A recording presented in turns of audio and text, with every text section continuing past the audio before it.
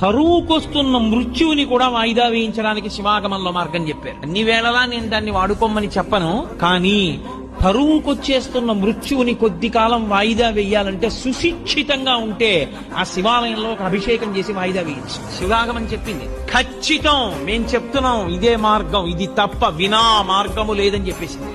అంత శక్తివంతము శివాలయం. ఆ శివారాధన చేసి చేసి చేసి చేసి చేసి శివస్వరూపులైపోతారు. అయిపోయి వారి చేత్తో ఒక పండిస్తే, వారి నోటితో ఒక మాట అంటే, అందున శివతత్వం ఎరిగిన వాడు అభిషేకం చేశాడనుకోండి, ఆ తీర్థానికి ఉండే శక్తి అపారము. ఎందుకో తెలుసా? నా రుద్రో రుద్రమర్చయేత్. రుద్రుడు కాని వాడు రుద్రుడిని అభిషేకం చెయ్యకూడదు. శివతత్వము పరిపూర్ణముగా తెలుసున్నవాడు రమించిపోతూ శివాభిషేకం చేశాడనుకోండి, ఆ అభిషేక తీర్థమునందు శివశక్తి పరిపూర్ణంగా పట్టుకుంటుంది.